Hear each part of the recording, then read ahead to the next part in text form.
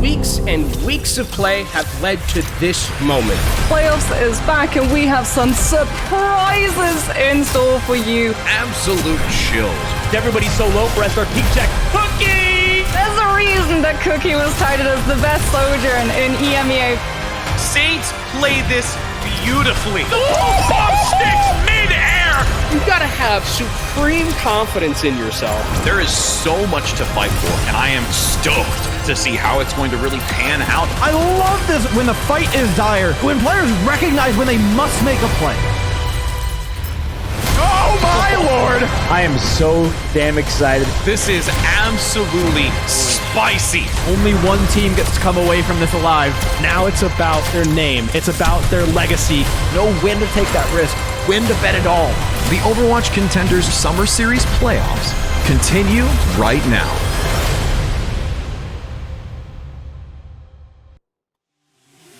Good morning to some, afternoon to others, and of course, evening to most, as we are here to continue on with these EMEA playoffs. Both Rich Rad here and Kenobi are going to be bringing you two exciting matches today, and I'm actually extremely stoked for today, Kenobi. I am too. I mean, winners finals and losers semis. I mean, a lot to play for in both of these matches. The stakes are very high between what we're going to be seeing today before we get into finals day tomorrow, and we can take a look at the schedule and what we've got on the docket today. I mean, starting off with A Tale as Old as Time, A Song as Old as Rhyme, Twisted Minds versus Oblivione in the winners finals, a repeat of our previous winners finals coming in from the spring series, and then Team Peps versus SR Peak Check in that lower bracket semifinal. Kind of one of those teams is going to be making it into that top three. Teams that are so interesting, I think, throughout like the entirety of this EMEA bracket so far, is that, you know, Twisted Minds still, I think, looking like the best team that we have, but, you know, looking a little bit mortal, I would say. You know, SR Peak Checks kind of took it to them a little bit with their own different playstyle, and now we'll see if Oblivione can finally get over the hump, and because it's been a very long time since Oblivione has beaten Twisted Minds, and we're just waiting for that moment where maybe potentially Oblivione has figured out a way to vanquish this titan that has been Twisted Minds throughout not just this tournament, but the entirety of EMEA this year. Yeah, and can't wait to see that second match. Again, you're highlighting the first one we've got, which is going to be amazing, but the second one, that redemption round only earlier in this bracket where it did go to a map 5 third round, blow for blow against both Team Peps and SRP checks. So this day is going to be full of excitement, and you can get your predictions in, 1 for Twisted Minds, 2 for Oblivione. Again, that is the first match that we have up, just to make sure that we get you excited right out the gate. We're not going to hold any punches here, and I agree with you. I mean, they did look a little bit more challenged when it came to SRP check in the previous matches that we saw in the bracket, losing a map and also playing very, very closely on another. So curious to see how Oblivione is going to be able to counteract against them, and if they can use these, you know, new adjustments, the patch, the new hero, all to their benefit. The week that they've had also, like the week of preparation. I mean, I bet like Oblivione has spent probably this entire week just like focused directly on how to beat Twisted Minds, because it's a team that they just haven't been able to get over. Very much, you know, little brother of this team of Twisted Minds that is so good and so dominant. And now potentially with like the new patches that we've had, with the change in the meta, maybe Oblivione have potentially found something as a way to knock Twisted Minds off that pedestal. But as we look at the roster of Twisted Minds, it's still a very hard proposition to do. Like, even through the meta changes, Twisted Minds always will play kind of what they're best at, right? Like, they have a very good idea of what they want to play. They play to their own style. Diva's gotten buffs, so KSA, you know, has a lot more availability to play that. I think Ports and Yubi look phenomenal. So do Slay and Kellex. I think that this team, from top to bottom, really, you could argue are some of the best in their role in the entirety of the region. And I think that's why that's made Twisted Minds so incredibly strong. But there's also the other team on the other side, Oblivione, Rich, with a lot of good names in their own right. Absolutely. I mean, we even have some great highlights specifically for individuals like Cookie, who we'll be able to see today, hopefully put on a show among many others, but just this roster as a whole, the support line, that's really going to be able to focus on as well, just because they've been more so open, at least in the EMEA region, to bring in this Iliari that we've not seen as much as others. We got to see it live on broadcast for a couple of maps, Canale specifically bringing it in, also Crispy, so I like that we get to see them integrate that, whereas Twisted Minds, as you mentioned, sticking to something that they know, that they're confident with, and really didn't integrate that into their composition. So going against these two in that manner, I think, is something to really fixate on. And I think I'm wondering how much Illari we're actually going to be seeing, because Illari wasn't played like in the first week that much in EMEA, right? I think it was very much a lot of teams who were still playing their own style. Rush seems to be like, I would call like the Rush variant of like the Orisa compositions, where you have the Lucio instead of the Illari, and then it's the Baptiste alongside that. A lot of teams opting in for that instead of the other option. Winston still has some viability. I mean, the meta seemed last week incredibly open, and even in Overwatch League over the weekend, we saw a lot of diversity, right? Orisa seems to be like the main thing that's being played a lot, but also like there are teams who are running Sigma to try and counter it. There are some teams who are still running, Reinhardt, obviously, SRP check in the lower Spitfire. bracket. But there is a lot, London Spitfire, Hottie running, I mean, we won't talk about the Numbani that Hottie played, but like, I think everything about this current meta, even, we still don't have like a set thing yet. There's nothing that's like the best, and I think it is a lot on kind of individualistic, got it out eventually, individualistic plays that really are so important, and hero selection as well. And it'll be a thrill to watch as we enter in onto our first map of Control, which is going to be Lijiang Tower. So again, talk a little bit about what we typically see to this. We see a lot of Reinhardt when it comes to it, but again, there's some number of variations, and this is where I look to see specifically when it comes to Twisted Minds, a lot of that Pharah play, as we constantly do see. But, again, really just excited what the basic foundation is going to be from this Control map. Yeah, and I think the thing about this Control map as well is that this has always been a map where Pharah has shined. I also think Echo starting to see a lot more prominence right now. Even like towards the back end of the previous meta, we started seeing Echo a lot more. I think even in this like current state of the game, Echo still does have a lot of viability, right? Because you have that assassination potential, the burst potential as well. Getting into that backline, just instant killing one of the supports, I think is something that we have to keep an eye on. It is a little bit trickier when Illari is being played, because Illari BAP against Echo, a lot of pressure. And especially with like Soldier also being very prevalent, Torbjorn being very prevalent, it is harder for Echoes to maneuver. But if you're Twisted Minds, you have Labda, who is like a very, very talented Echo, like extremely good. And I think that if there is anyone who I would trust to be able to pilot that into a meta that might not necessarily be so viable for it, I think I would trust Labda. And the other part of it too is I don't believe we'll see it nearly as much on this one, but when you talk about the Echo, especially going into, let's say, the Orisa, the dynamic kind of shifts a little bit, because we used to see, of course, back when Echo originally had the duplicate where you'd gain that maximum health value, you'd have that larger pool to work with, but then it shifted to where you have that reduction. But with Orisa having two very significant defensive abilities, either the Fortify or the Spear Spin, you kind of extend that longevity of survivability despite that depletion in health that the Echo does bring to the table with the duplicate. So these little nuanceical details that can also contribute to those types of decisions, but I highly agree with you with what the Echo can just bring as a whole across the board for this team. It doesn't look like Labda is going to be starting, though. It is going to be the Quartz and UB DPS line, which, I mean, to be fair, with Twisted Minds, it's like, can you really go wrong with any of the DPS picks that you have? Especially Quartz. I think Quartz is someone who, even like, I think we're going to start talking about a little bit more as being like an incredibly capable like hit scan DPS, especially in a meta where like hit scan DPS is starting to really become important to the just general value of a team. I think also the tank matchup is one that I'm really looking forward to, because of the fact that I think tank has become hyper important in this meta. So much so that, like, I mean, Winston was also very important, but like Jake mentioned this on the Overwatch League desk, is that like tanks now are like taking a little bit more of a fragging role now. More so than anything, and I wonder if that's going to continue with the picks that we're going to be seeing from these two tank players. Is it going to be that very aggressive tank style, or no? And as we enter in onto this, we will go to Control Center first, is where we enter to see them go head-to-head. Again, make sure you get your predictions in. 1 for Twisted Minds, and 2 for Oblivione. We're really interested to see who you think is going to be able to take this. We even have that same kind of understanding for our next match, since that will be a good one to see who you look to weigh in on.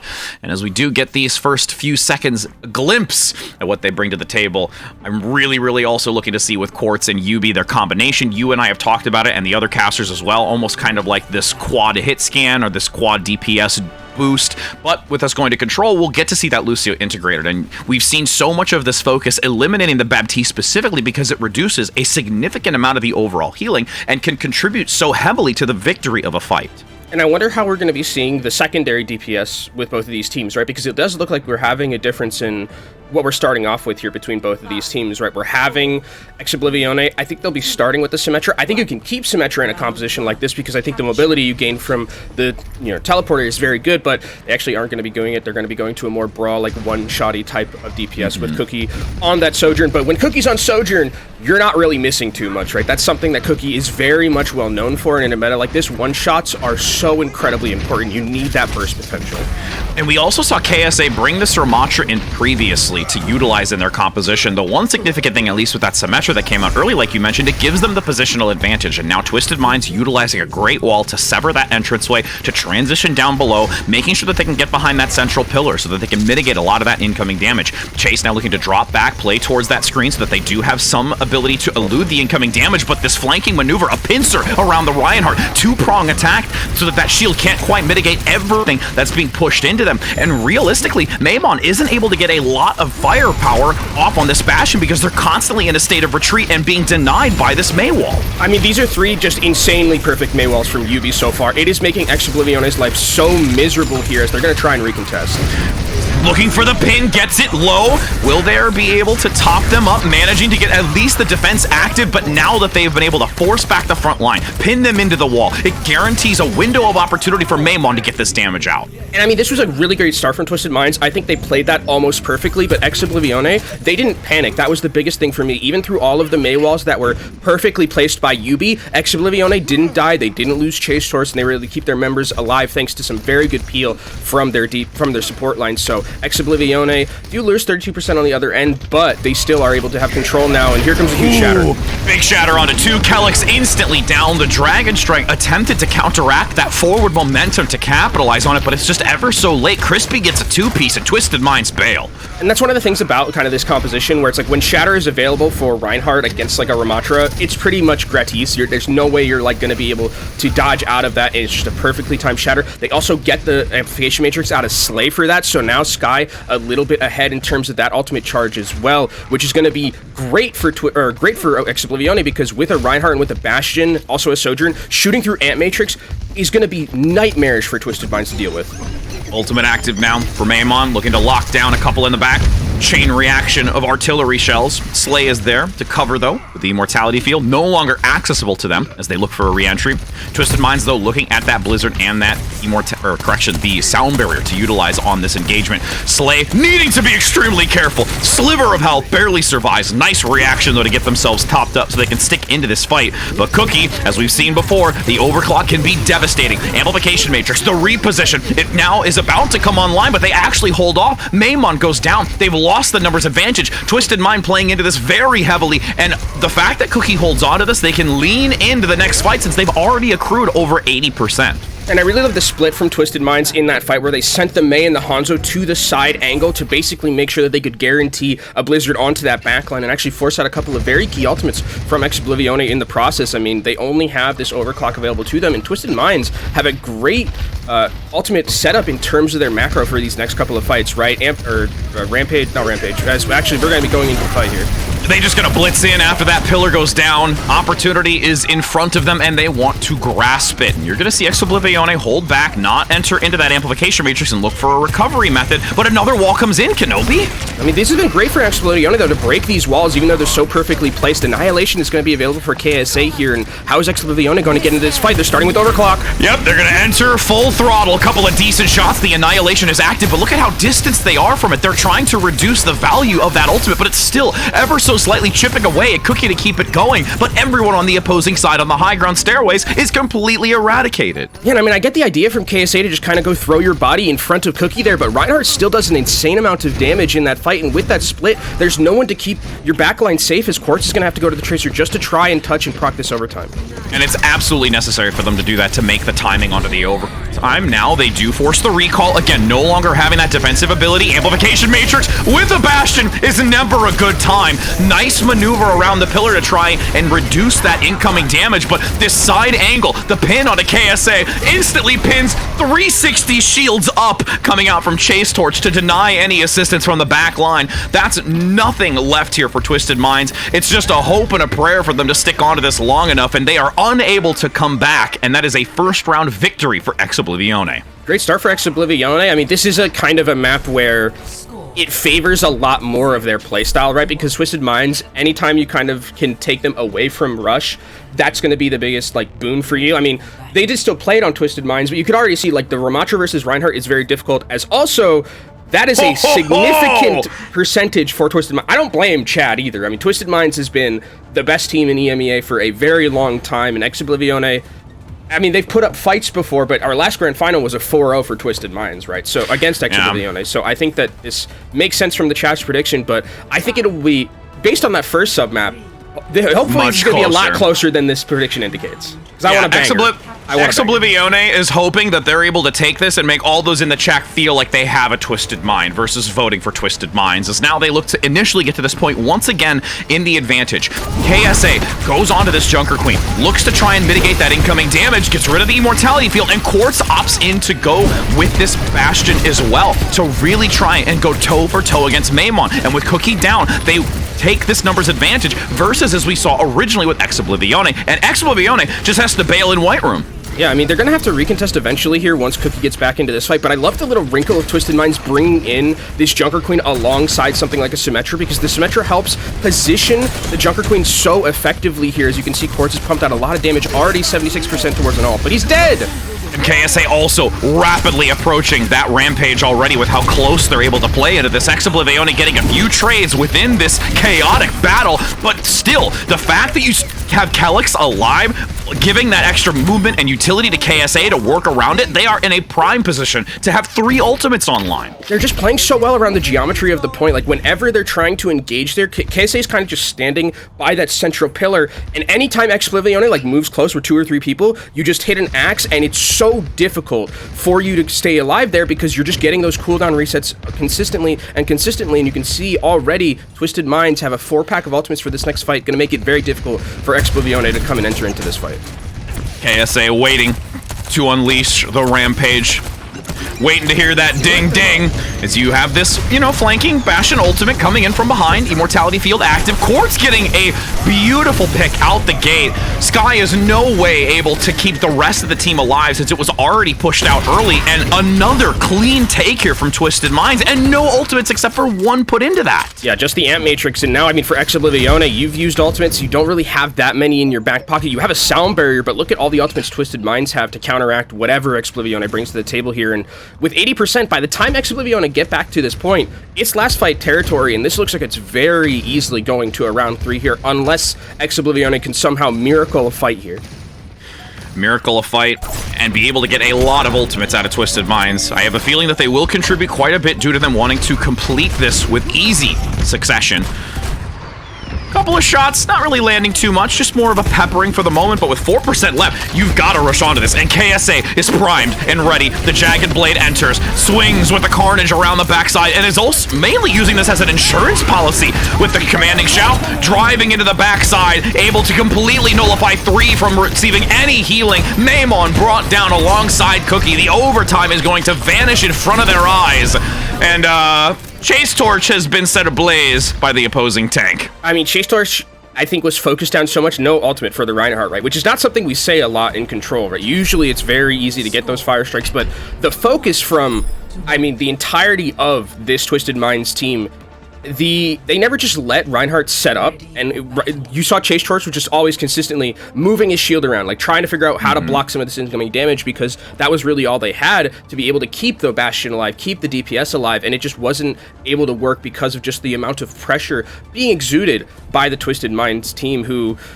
Oh, I wonder, this would be very, very interesting to me if they just walk out on the Reinhardt here, something that KSA isn't necessarily known for, but can still play. And on a map like this, Reinhardt on this control point, so incredibly difficult to deal with. And it's actually Oblivione. It's like the nameplates are completely swapped here. Like, what team is which right here? Did we get the, I guess, what's happening here? This doesn't look like it's correct.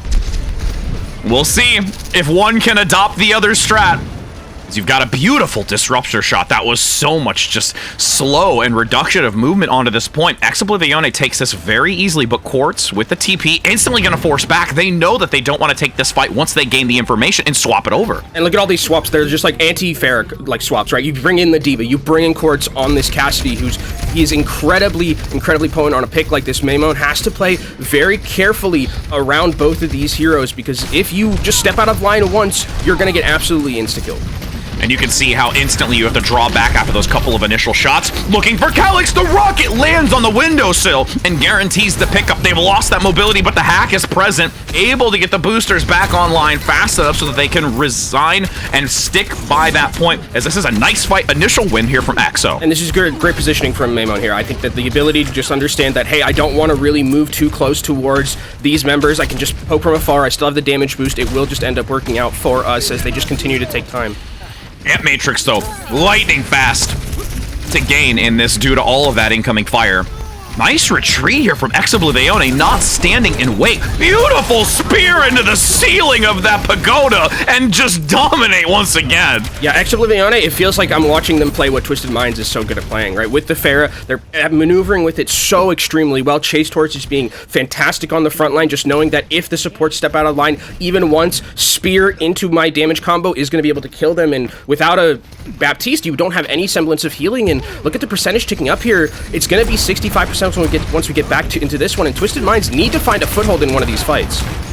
Has to happen soon, as it's already 70%. Ooh, there's a rift.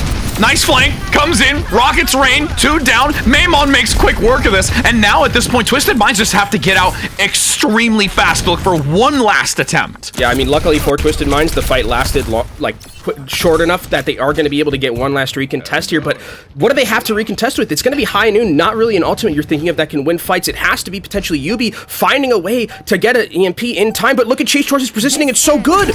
So aggressive, finds the reposition in the back from Yubi, forced to translocate, and there is a beautiful sight personally for me with a Tarot Surge onto 2, Quartz and Slay sent to the graveyard. This is an overtime 99-0 for Oblivione. They have, again, as you mentioned, had such a upward climb against this team, and this is the best way to start it off by taking the first map in this series. And I mean, they did it at the end there with the composition that we know Twisted Minds for. The Pharah composition is something that they've kind of innovated on a lot throughout this EMEA.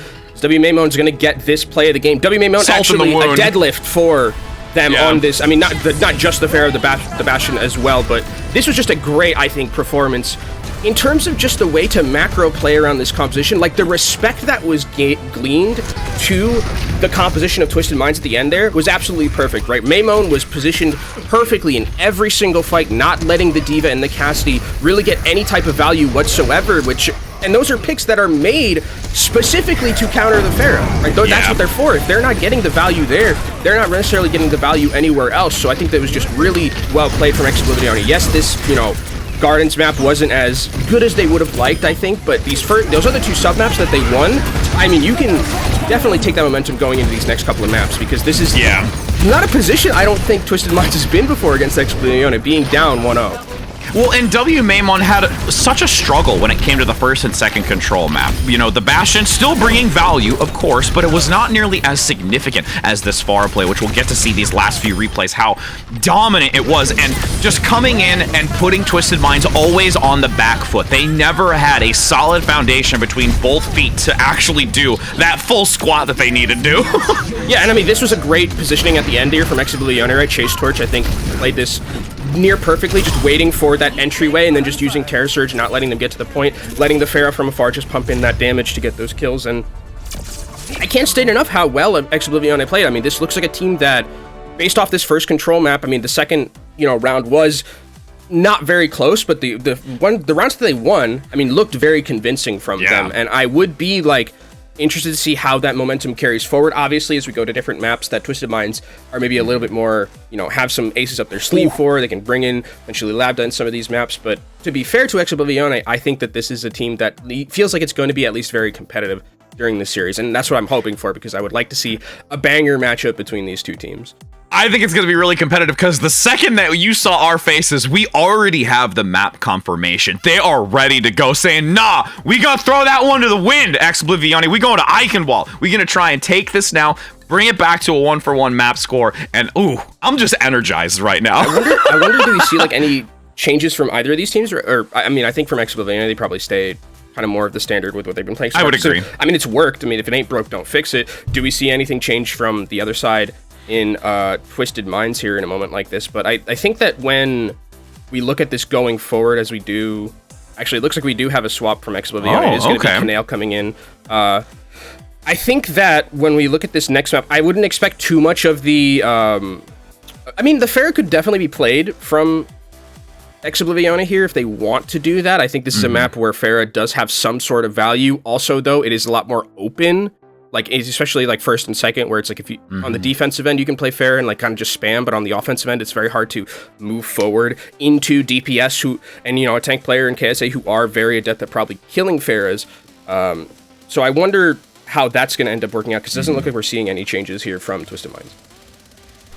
I mean, the biggest thing for me is that the Iliari. I mean, Canale brought this out specifically on Eichenwald, and they had X-Maimon playing on the Torbjorn. So it's this unique kind of dynamic between both Cookie and W-Maimon to have that type of synergy, that hit scan with the Sojourn, again, still playing to something that they are very, very well known for. And I'm really looking to see how Twisted Minds is going to be able to combat against that with, again, the teams that haven't really adopted as much as I would say in that previous week as this team has. Yeah, with Iliari coming in, I think that it does offer, like, especially at long ranges, right? I think this is a very good pick for these, like, long-range sidelines, especially on first and second. You can control high ground relatively well. You can get those flanks and really make it difficult for the enemy team to get onto Castle or get through this, like, one chokehold in Eichenwald. It'll depend on where we go in terms of, like, who's attacking and defending first, but I think bringing in an Iliari here is just another wrinkle, right, for Twisted Minds to deal with, right? Are they as adept at dealing with Iliari?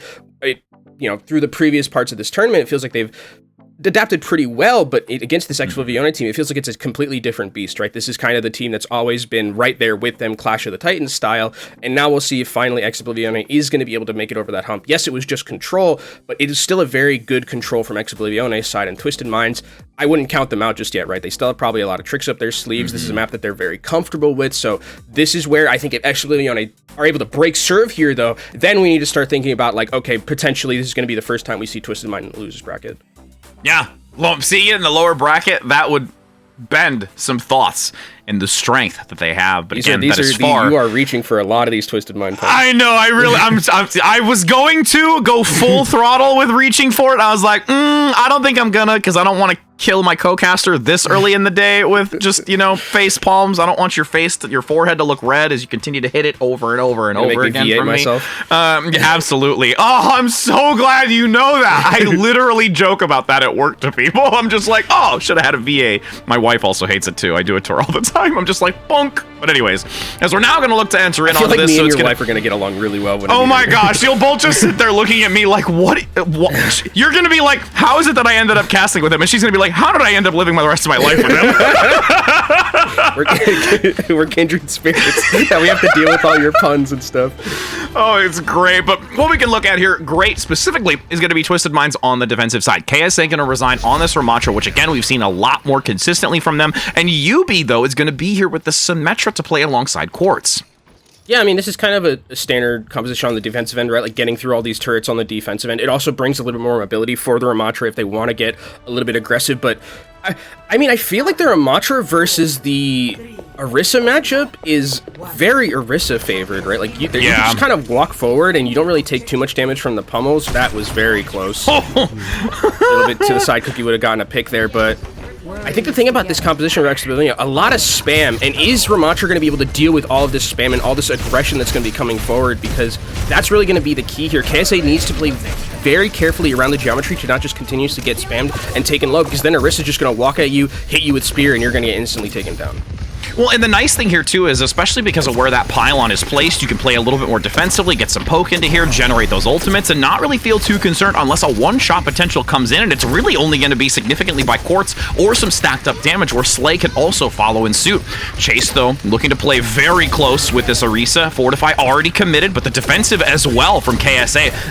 slow, methodical attempts pushing into here. Nothing completely overzealous that could put you in a punishable situation. And Kanale is just kind of having a field day. Nice burst, though, to disengage out of that since there is a movement forward by Twisted Minds. And this rotation that comes around. Cookie gets the shot, the rail is there, and that's going to be the domino effect. The patience plays so favorably to Oblivione, and they are going to take full control of this initial point. I mean, this was literally perfectly played from Oblivione. I don't think they could have played this one better because they knew that, like, they saw Twisted Mind's composition and they're like, okay, we just have an insane advantage at range, right? Yes, Quartz is going to maybe potentially have some ability to hit those rails at the one shot, but we have Illari on the flank, we have Torbjorn, we have a Sojourn of our own, and we have an Orisa, right? The amount of poke we can put out is just going to be so much for Twisted Minds to deal with, and it would have to be all on the rotations as Twisted Minds going to try and stall them here at this door, but here comes the Captive Sun.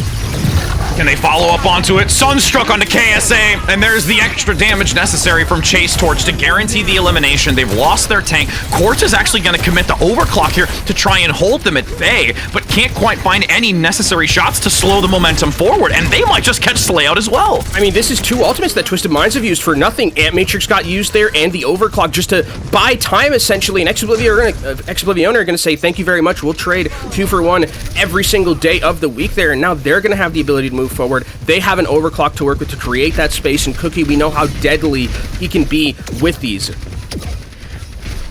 Managing this high ground now. You can see how low Calyx is. They really can't gain any advantage here. They can. It is literally on Quartz to hit rails here. That's the only way they kill something. And Chase Torch is like, sick, I'm just going to move the cart down, and now we get all of this space for free, and look at Chase Torch, just walking up onto the high ground. What are you going to do against this? Battle me in the centaur! The pull is huge! The photon barrier, I have to say, is very well placed. The damage is partially spread to one side so it doesn't hit all 4 instantaneously, with KSA now up the stairway needing very, very much assistance. That pylon, though, being brought down doesn't give the sustainability, so finally Twisted Minds are able to stem the bleeding. I think it's a little bit of miscommunication. I mean, Chase Torch definitely thought that, like, this is going to be like a 4K. I'm going to put this on the highlight reel, but it was really well played, I think, from Twisted Minds to use the photon barrier and the sound barrier at the same time. I think if you had comboed that with something like a Molten Core, I think you probably would have had a better chance of winning that fight. It is scary for Oblivione here, though. If they do give up this high ground for free, there is still some poke potential from Twisted Minds, right? There is that availability, but Oblivione need to move as 5 to get onto this high ground. But already you can see they get knocked him off, but Course gets back on into the Immortality field. Oh my goodness, what a huge rotation by Chase Torch, putting so much resource into Quartz. It's a 1-for-1 trade, but the Baptiste is lost, so Kanale has to be the one to keep this going, while Cookie plays favorably to the payload, guaranteeing that it still continues to press on. So great job by Oblivione, despite them having a trouble of getting that initial pick.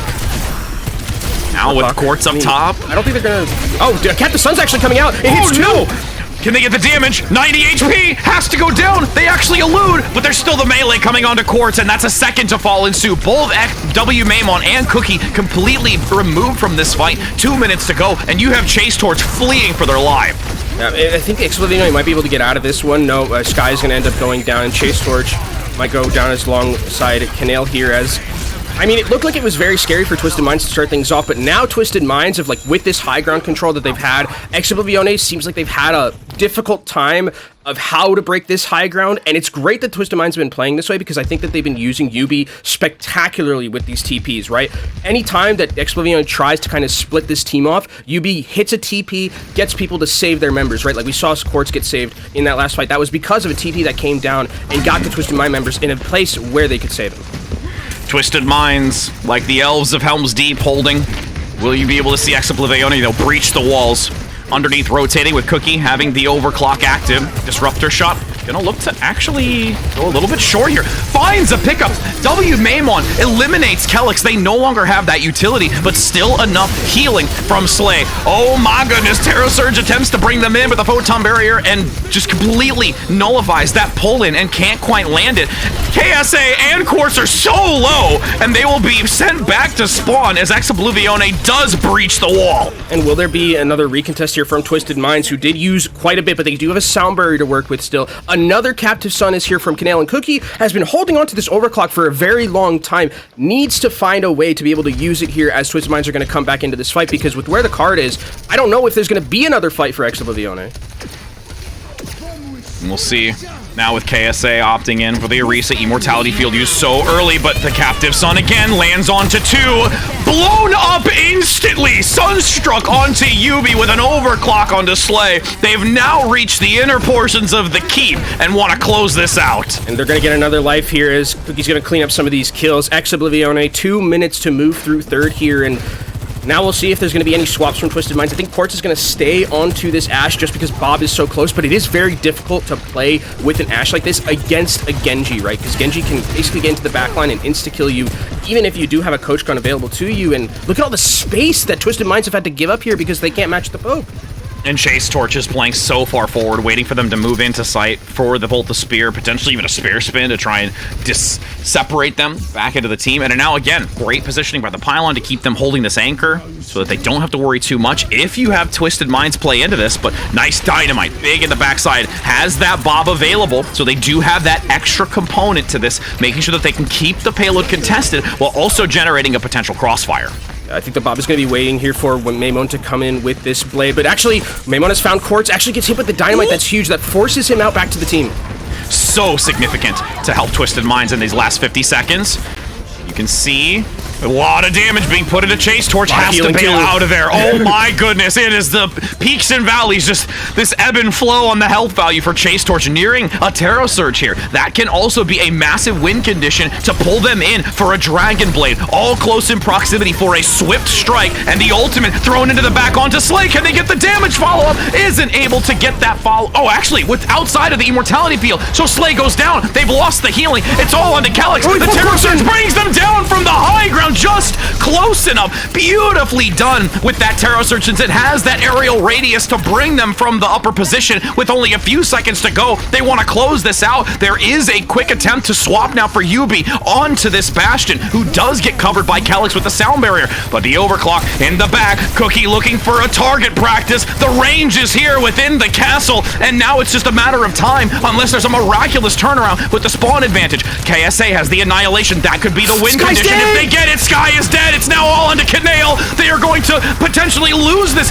in the home stretch. The Annihilation is active. They've zoned them away. In the overtime, they've denied it. And a beautiful comeback here from Twisted Minds. Calyx deserves so much credit for the end of that fight. Not only the sound barrier, just perfectly timed to be able to continue to stall and get that overtime proc, but goes into the backline and kills Sky, who is not only the main source of healing, but had amp, gets completely removed from that fight, and somehow Twisted Minds are able to create enough time to be able to stall and eventually win that fight. It looked very difficult for those first couple of points, or, you know, I guess first point didn't really happen for Twisted Minds. They got kind of run over, but second, they had a lot of good time using that high ground effectively to them. They eventually had to lose it and go into third, but at the end, they're Calyx with an insane clutch to be able to keep this one in a winnable scenario for Twisted Minds. They just have to basically complete the map and they're going to be 1-1. True, indeed.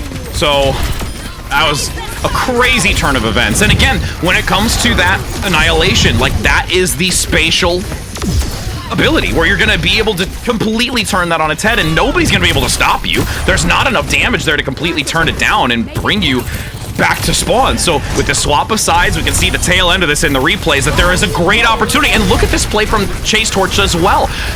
Understanding the mechanical dynamic of jumping just high enough and having that elevation to bring Quartz into the low ground. So there's so much that works to their favor, but all in the end of it, it crumbles.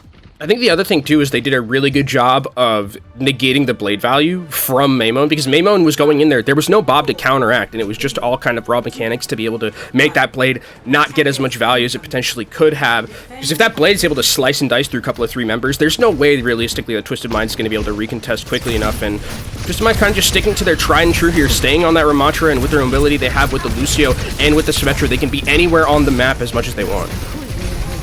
TP active already. They want to fully commit to it, though. Hesitant before doing so. Slay needing to be very cautious before peeking out, and they're topped up.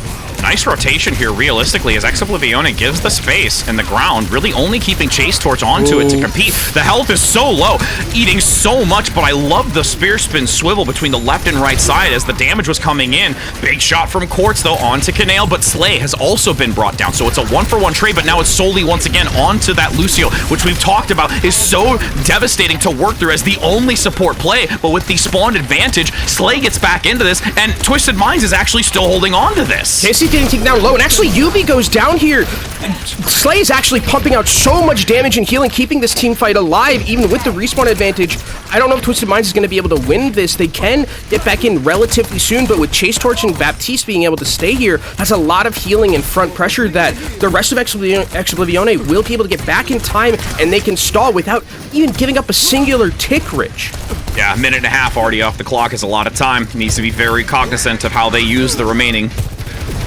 Quartz again taking that off angle towards the left as Slay counter positions. Actually, they're going to rush instantly onto Sky. Immortality Field buys a few more seconds, but KSA will overwhelm again. Now, Canale, the only one that's left, approaching this ultimate, which they desperately need, but the chase continues, pursuing Cookie on a flank. Gets the health pack, so KSA can't bring him down. A pull into the center. Terra Surge and Captive Sun together, able to get the pickup onto Slay. So again, all on the shoulders of Calyx, but there are multiple picks coming through. Quartz is low, 28 HP, competing against Canale, who just quite can't land the shot. Outburst to push themselves away from the sightlines, and Canale still gets the play. This is looking so crazy, but can they come back into contested? It's only Canale. The boom gets him off the point, and he's able to transition to the streets phase. Oh my god, Calyx in the clutch again is able to boop off Canale. Canale actually wins that, I think, and stalls for a little bit longer. Maybe doesn't win the point, but great presence of mind from Calyx there to be able to push and secure that point. Now, with 4 minutes, Oblivione are going to have to start this defense, and Twisted Minds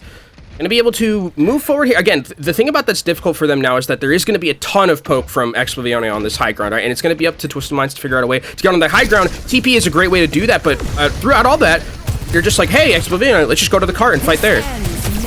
Overclock active. Cookie could not get the shots necessary onto Yubi, who had the photon barrier, so they just need to play back.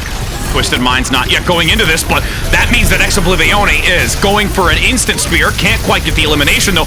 Chase Torch is being blown up, just looking at that health value, standing amongst the lava, attempting to push back Twisted Minds, but they're just going to stand in it. Yeah, I mean, right now KSA is so hard to kill in a lot of these scenarios, especially with the buffs that were given to him earlier, especially with the block being able to negate some of that incoming damage. I think KSA has done a great job of just finding these moments where Annihilation is just going to get supreme value and be a team fight winning all. It didn't used to be, kind of, but now, if Oblivione is playing in such these enclosed areas like that, Annihilation gets an insane amount of value, and now Twisted Minds can move forward through this bridge. They have an Ant Matrix to work with, so they can create a little bit of space with that, but Oblivione are moving onto the high ground with an Ant Matrix of their own.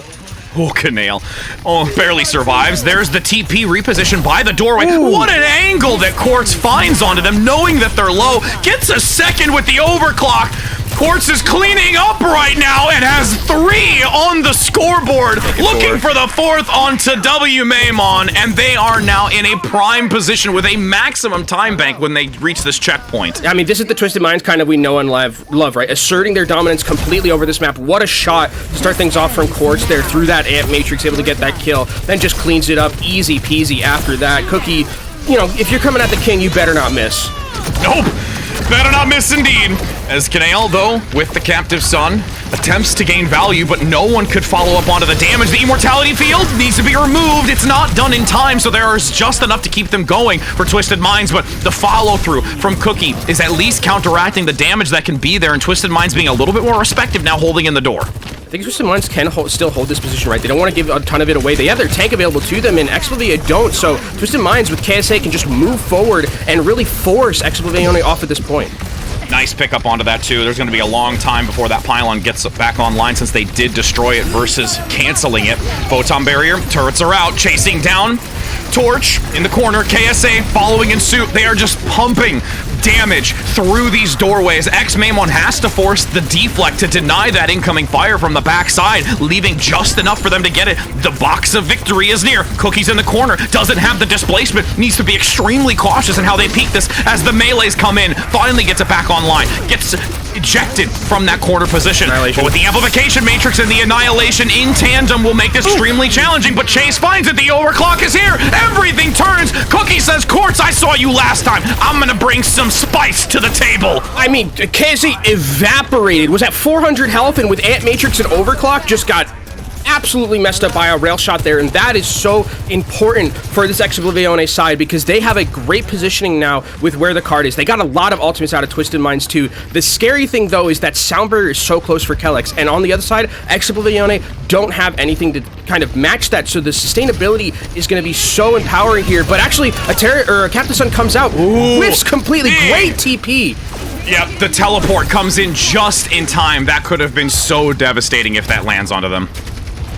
Can they now find value with this? So much onto Quartz. But there's the deflect. The Dragon Blade is active. Has to completely abandon ship. Can't stick into it. The blade gets completely nullified. Quartz finds a shot onto Sky, and now it's solely onto Canale. Again, we've seen this 3 times already.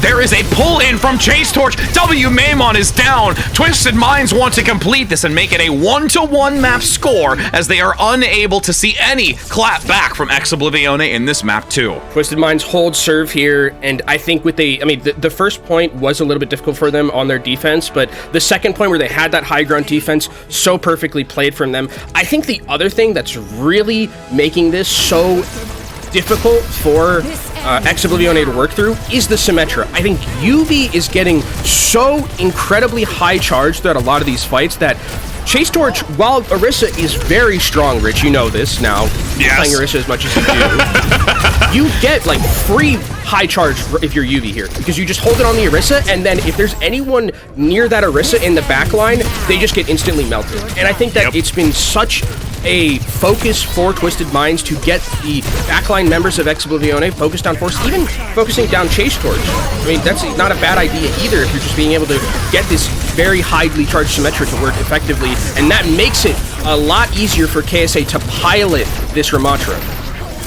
So the whole early prediction percentage right now, you know, you could say that Twisted Mind still has it in them. There's a lot to fight for, but I will still have to give credit to Oblivione despite the value that was brought, and I highly agree that the Symmetra has been extremely valuable by UB, brought to the table, and we'll see how this third map is going to contribute to it as well. Again, going to give some time for it though, and overall, I've been quite pleased with what we've seen this first match of the day for EMEA in this upper bracket, which is quite stellar. But before we get into that next map, Kenobi, we're going to be heading to a short break, so don't go anywhere because we'll be continuing this action on the other side.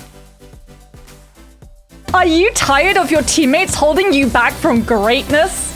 Ready to seize the initiative, hit shift, and super jump up the ranks? Or become the envy of support players on every map, game, and round? Well, get ready to take flight with the brand new Overwatch Contenders Mercy skin. Each Mercy skin comes with a brand new, hand-painted, hand-crafted, free-range, organic, non-GMO, and side effect-free Valkyrie battlesuit, so you can be in style as you beam up your team. And when your Caduceus stuff isn't enough, there's always the Caduceus Blaster! In order to earn your wings, connect your Battle.net account to Twitch and tune in during the Overwatch Contenders Finals on August 29th and 30th to claim your exclusive Contenders Mercy skin. So, what are you waiting for? Suit up and join the fight in your Overwatch Contenders Mercy skin.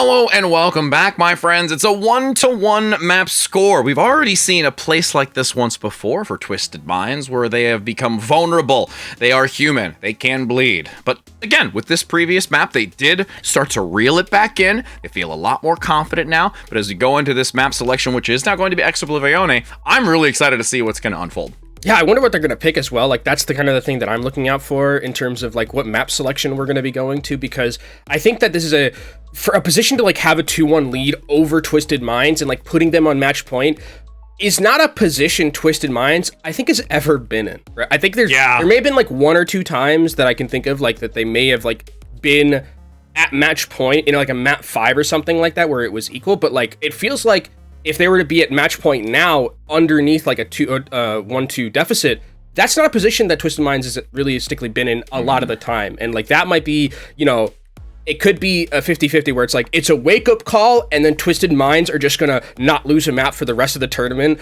or you know, they get taken down to the lose bracket in a position where they haven't been before.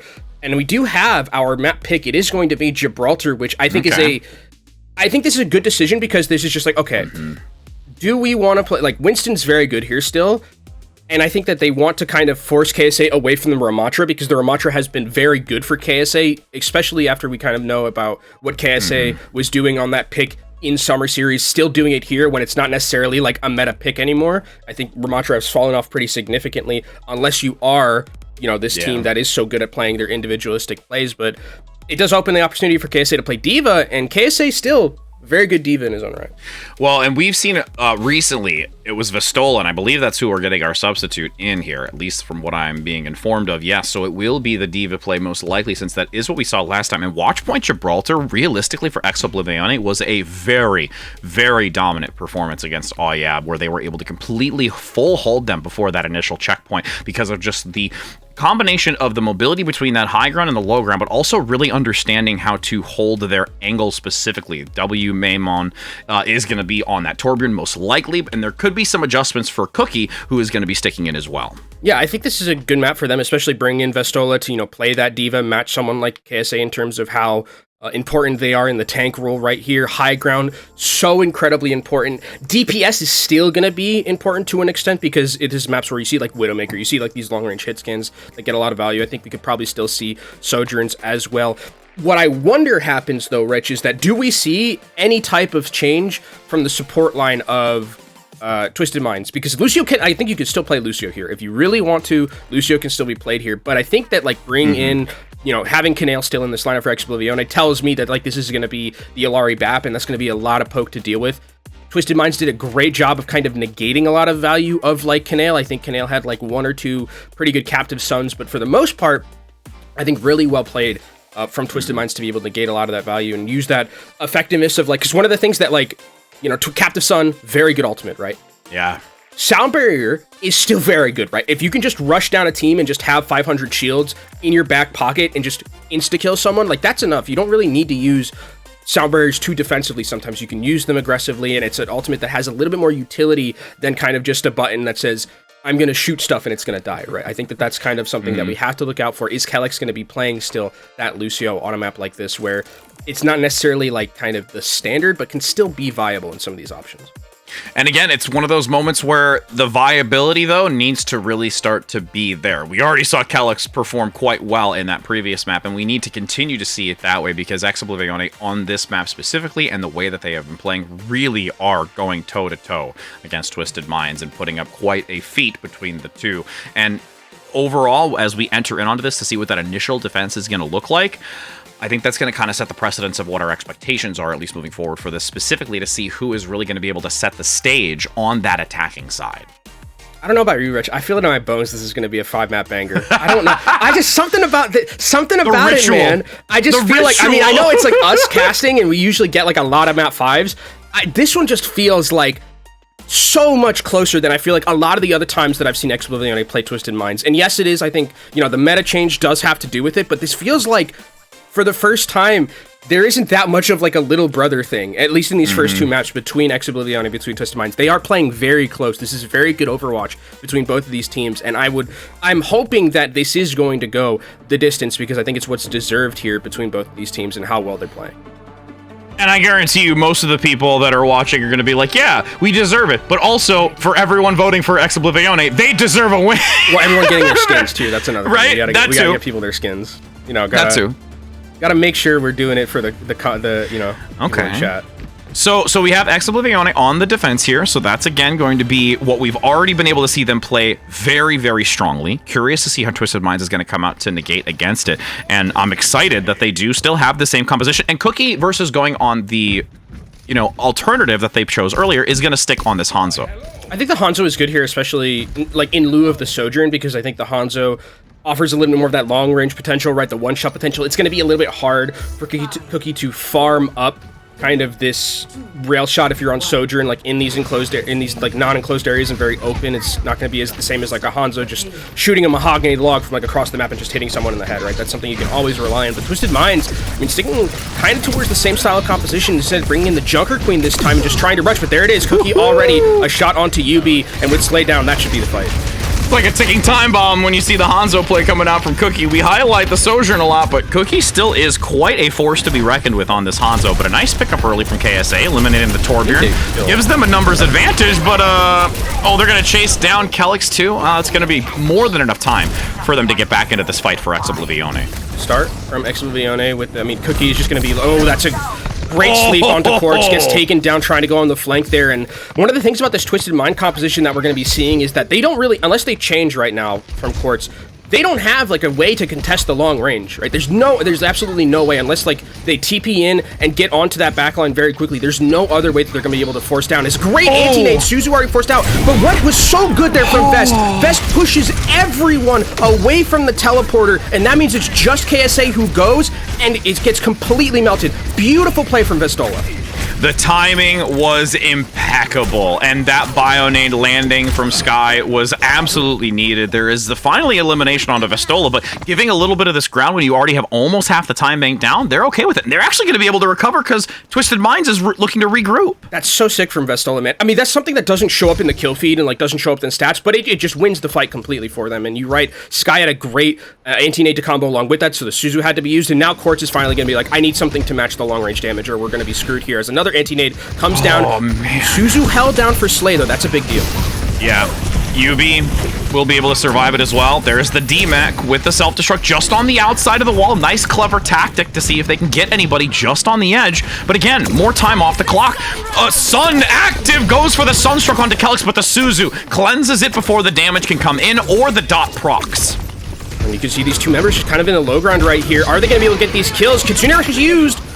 Dragon Strike instantly down the underpass as you see Twisted Mind scramble away from it. It completely denies the Kitsune Rush's value because they had to just maneuver to the left and right side of it. Minute and 36 seconds, KSA gets one, and there's a Photon Barrier too. Yeah, I mean, Cookie's not going to be able to get any value here with this Photon Barrier. It has to be desperations to get back onto this point. Cookie gets taken down, and now it's just a lonely diva on this point. Rampage is available for KSA. I don't even know if he's going to be able to need it to win this fight. It's going to be Twisted Minds finally taking it available here.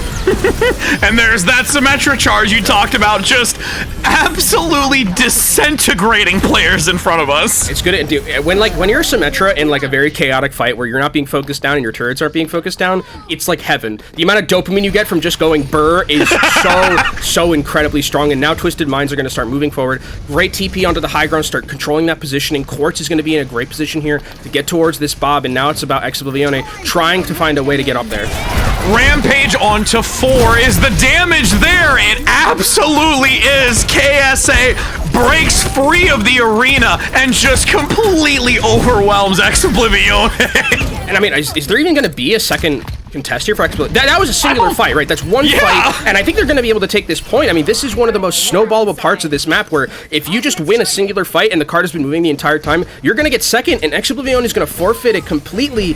So a huge time bank, 4 minutes and 20 seconds available for Twisted Minds, and they're not letting go. I mean, we talked about a little bit earlier, kind of the Lucio and like how you play a little bit more high tempo. This is super high tempo from Twisted Minds. They are not letting Oblivione set up at all with these pokey style of DPS, and it has to do a lot with the mobility of the Symmetra and also of the Lucio. And now the nail sticks up top, close. W Maimon.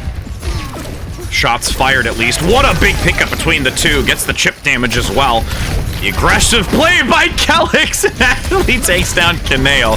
It is still numbers advantage here for Oblivione, so you can see them at least keep them locked into this corner with 3 minutes and 40 seconds, and they're just going to buy time as KSA now swaps to the Ramatra. I wonder if we're gonna. I mean, there's still these members that are kind of stuck up here without their tank. Quartz is also not there. Are they gonna try on Oblivione's side to take them off that high ground? They don't. So that means that Twisted Minds kind of lose members, but they don't really lose any positioning. They just lost time, and now Twisted Minds come back into this. Quartz still has the Bob available to make this a 6v5. Now active, looks for the back line, hits 2, since that radius is giant, with yes, a miraculous photon, so nobody gets followed up onto the Sunstruck. Big spear. Vestola cannot stand strong though. Cooldowns are completely absent to withstand the damage, and once again we have the Dragon Strike active, but this rotation now from WMAMO needs to flee, barely gets out of there as the brawl continues in the corner. KSA just really taking space, and Yubi comes in with more damage. Ooh, nice shot on the Quartz. That's one taken down. That means there's no high ground potential for Twisted Minds, and they've already used the Baptiste Immortality field, so I think Twisted Minds are going to have to retreat, especially with a nice anti-nade. Slay and Yubi need to stay alive here. Spear spin for the movement forward, also to mitigate the damage entering in onto this to give intel. Can't quite land the spear, so they draw back. Terror Surge is available and soon to have Molten Core. Just waiting patiently. I mean, the Terror Surge and the Molten Core combo could be extremely difficult to deal with if you're Twisted Minds. They do have a sound barrier to work with, as the Molten Core is actually coming out right now, using it, but the TV baited it out! Oh my goodness, they go in with a Captive Sun again. There's the damage, procs it onto Yubi, so that isolates them back, and they forced out the sound barrier for that fight that's not going to go favorably for them. I mean, Oblivione putting up a great defense here. Now only 2 minutes left. Can they find some of these straggler picks? Likes to be able to boot down Vestola away, and now Oblivione will reset here. They do have control of the high ground, which is going to be great for them, especially for Canale and for Cookie. Terror Surge is going to be available. Nano Boost is there too, so you can combo that if you choose to do so, but we're going to have to see where the TP is going to be coming up from Twisted Minds. Are they going to go and try and just blitz that high ground or just go into the back line? Ooh, nice spear. Almost gets the shutdown. Big follow-up. The Disruptor shot chips away at the health value onto Canale. The Bio-Nade, they need to get back to try and contest against this. It's continuing to push forward. Somebody's gonna get there. It's a meter left. They at least go to touch it, but they've lost so much.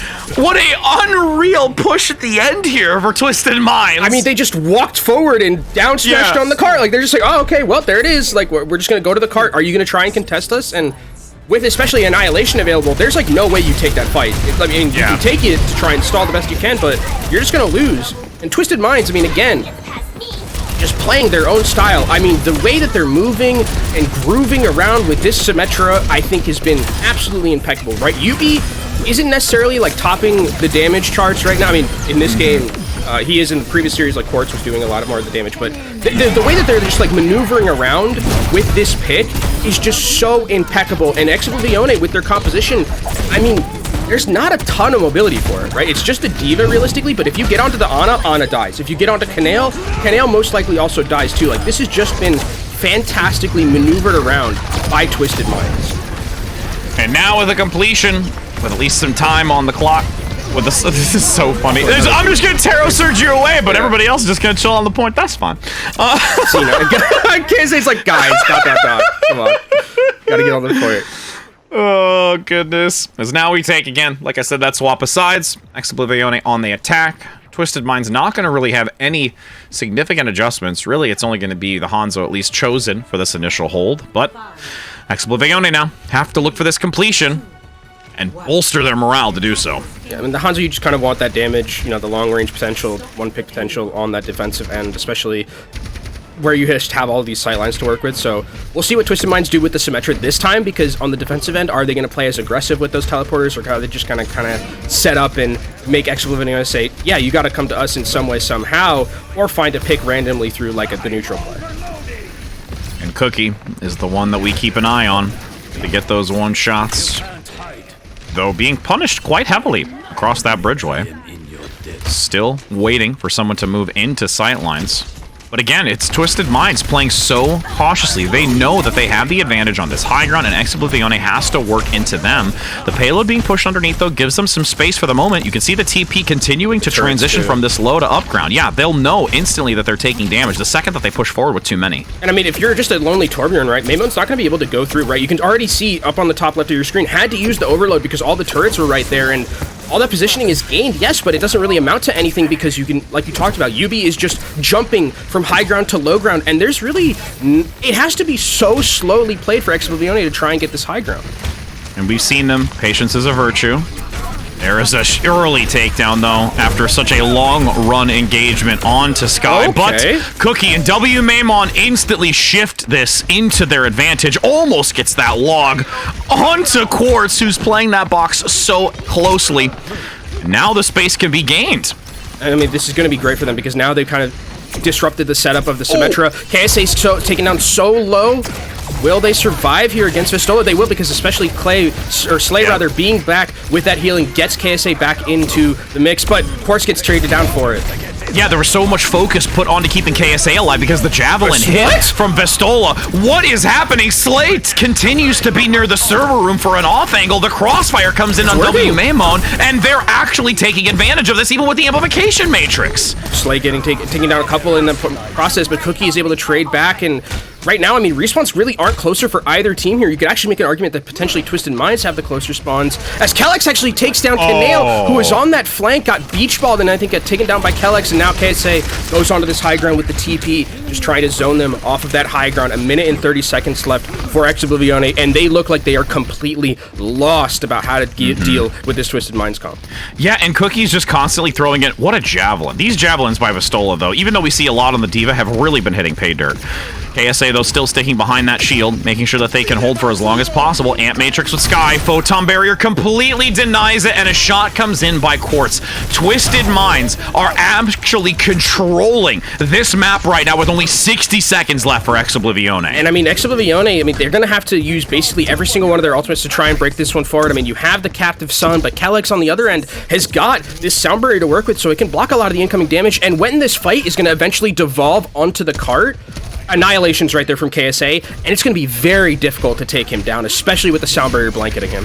And it's so great for them that they are just consistently able to hold on to this. They don't have to force this ult ultimate to, you know, be able to win a, you know, less impactful fight. This one is going to be the final fight that they can put it into. But with 4 ultimates playing towards the server room, Pylon is active. The topped up healing onto Sky guarantees that everyone is fully covered.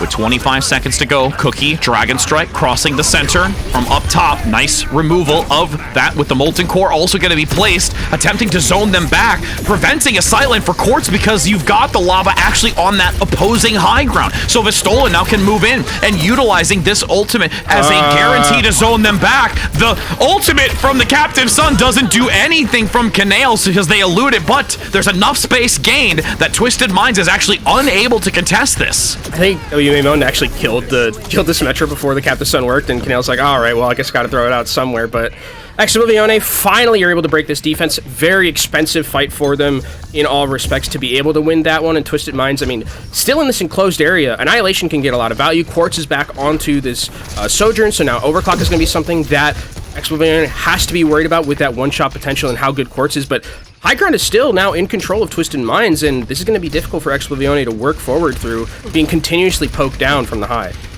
With only a minute and 50 seconds, it's a lot of distance to cover in this. This is the most snowballable, as you mentioned previously, but with how the defense is being held here for Twisted Minds, they're doing a great job of it. Kellex residing up close again, giving Quartz that extra movement to strafe back and forth on top of this ship. Overclock actively onto Cookie, goes straight through the skull down to the heels from that high ground position. Sky also being eviscerated because Yubi focuses down the immortality field, and now we find ourselves in a dire position for Oblivione. And now I wonder, like, do we see any changes from Oblivione? Because I think that giving Quartz high ground for free is just not a recipe for success, right? You need to be able to figure out a way to take him out. And really the only realistic way to do that is either you find a pick randomly through like Cookie on the high ground, or WMaimon gets up there, but they've been doing a great job on Twisted Minds, and whenever WMaimon goes up there, they just have someone else there, whether it's Kellex, whether it's UB TPing up. Like, there's no way to realistically kill this Sojourn unless it's a one-shot. Amp Matrix could be used early so that they can guarantee entry. They don't particularly want to do that, but you can see that it's being extremely challenging to push through. Vestola being pumped full of damage as Sky continues to top them up. Utilizing this side doorway through the channel as Kaneo plays the opposing angle, still getting a lot of long-range healing for the moment as they play it.